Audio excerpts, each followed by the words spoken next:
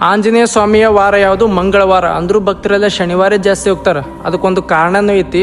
ಶನಿವಾರ ಜಾಸ್ತಿ ಹೋಗೋದ್ರಿಂದ ಸಂಕಷ್ಟದಿಂದ ಪರಿಹಾರನೂ ಮಾಡ್ತಾನೆ, ಶನಿ ಮಹಾತ್ಮನ ವಕ್ರ ದೃಷ್ಟಿಯಿಂದ ದೂರ ಮಾಡ್ತಾನೆ ಅಂತೇಳಿ ಭಕ್ತರೆಲ್ಲ ಅವತ್ತು ಆಂಜನೇಯ ಸ್ವಾಮಿ ಗುಡಿ ಹೋಗಿ ಪೂಜೆನ ಸಲ್ಲಿಸ್ತಾರೆ.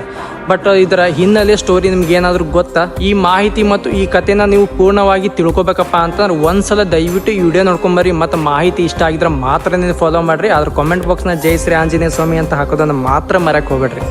ಶನಿವಾರದಂದು ಹನುಮಂತನನ್ನು ಪೂಜಿಸಲು ಪ್ರಮುಖ ಕಾರಣ, ರಾವಣನು ತನ್ನ ಮಗ ಹುಟ್ಟುವ ಸಮಯದಲ್ಲಿ ಎಲ್ಲಾ ಗ್ರಹಗಳು ಸಮಾನ ಸ್ಥಿತಿಯಲ್ಲಿರಬೇಕೆಂದು ಬಯಸಿದ್ದನು. ಆದ್ದರಿಂದ ಅವನು ಶನಿದೇವನನ್ನು ಹಿಡಿದು ಸೆರೆಮನೆಯಲ್ಲಿ ಇರಿಸಿದ್ದನು. ಕೆಲವು ವರ್ಷಗಳ ನಂತರ ಸೀತಾದೇವಿಯ ಬಳಿಗೆ ದೂತನಾಗಿ ಬಂದ ಹನುಮಂತನನ್ನು ಸೆರೆ ಹಿಡಿದು ಅವನ ಬಾಲಕ್ಕೆ ಬೆಂಕಿ ಹಚ್ಚಲಾಯಿತು. ಇದರಿಂದ ಕೋಪಗೊಂಡ ಹನುಮಂತನು ಲಂಕೆಯನ್ನು ಸುಟ್ಟು ಹಾಕಿ ಅಲ್ಲಿಂದ ತಪ್ಪಿಸಿಕೊಳ್ಳುವಾಗ ವಾಯುದೇವನು ಹನುಮಂತನನ್ನು ತಡೆದು ಶನಿದೇವನನ್ನು ರಕ್ಷಿಸುವಂತೆ ಕೇಳಿಕೊಂಡನು. ಒಂದು ಗುಹೆಯಲ್ಲಿ ಅಳುವ ಧ್ವನಿ ಕೇಳಿಸಿತು. ಗುಹೆಯನ್ನು ಒಡೆದು ಶನಿದೇವನನ್ನು ರಕ್ಷಿಸಿದ ಹನುಮಂತನಿಗೆ ತನ್ನನ್ನು ಕಾಪಾಡಿದ್ದಕ್ಕಾಗಿ ಶನಿದೇವನು ಕೃತಜ್ಞತೆ ಸಲ್ಲಿಸಿದನು. ನಂತರ ನಿಮಗೆ ಏನು ಬೇಕು ಎಂದು ಶನಿದೇವನು ಕೇಳಿದಾಗ ಹನುಮಂತನು ತನಗಾಗಿ ಏನನ್ನೂ ಕೇಳದೆ, ನನ್ನ ಭಕ್ತರಿಗೆ ತೊಂದರೆ ಕೊಡಬೇಡ ಅಥವಾ ಅವರ ಮೇಲೆ ನಿನ್ನ ಕೆಟ್ಟ ದೃಷ್ಟಿ ಬೀರಬೇಡ ಎಂದು ಕೇಳಿಕೊಂಡನು.